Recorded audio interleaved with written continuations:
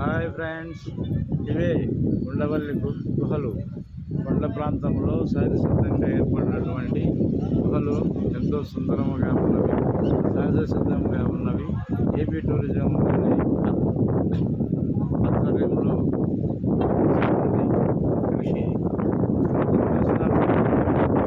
రోజు యాత్రికులు బాగా వచ్చేటట్టు ఉంటారు. చాలా చక్కనైనటువంటి ప్రదేశము, చక్కనైన పంటలు కలిగిన ప్రదేశము. మన రాజధాని అమరావతి దగ్గరలో ఉన్నది.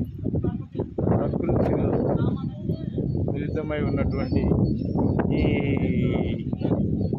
ప్రదేశము దూరంగా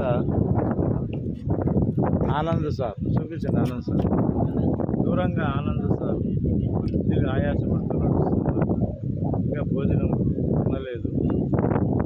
తొందరలో ఇంకా కాసేపట్లో భోజనం తినే సమయం వస్తుంది. అందుకోసం కొంచెం ఢీలా పడ్డాడు, కానీ నిదానంగా వస్తున్నాడు సార్.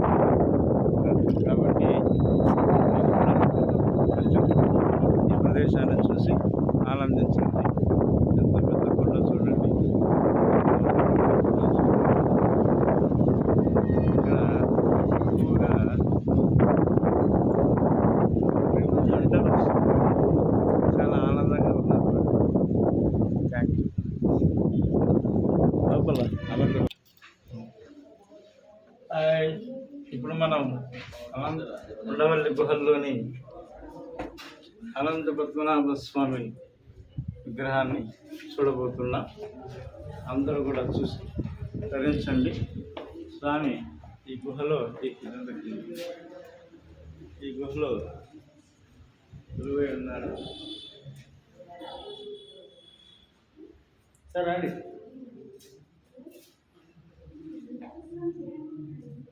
ఈ గుహలు చాలా చక్కగా ఉన్నాయి. శిల్పాలు కూడా ఇక్కడ అద్భుతంగా చెక్కబడి ఉన్నాయి.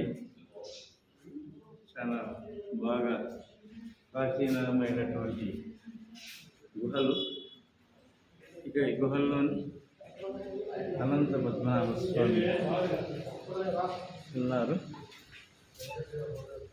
గుడిని బాగా అభివృద్ధి చేయొచ్చు, కానీ ఎందుకో ఎవరు పట్టించుకోకుండా ఉన్నారు. అనంత పద్మనాభ స్వామిని చూడడానికి ఎక్కడికో వెళ్తారు. ఇక్కడున్న స్వామిని వచ్చి చూడొచ్చు కదా, గుడి బాగా నిర్మించవచ్చు కదా. చేయరు, ఇట్లాంటివి చేయరు. 25 రూపాయలు టికెట్ పెట్టి దర్శనాలు చేపిస్తున్నారు. అది కానీ కదా.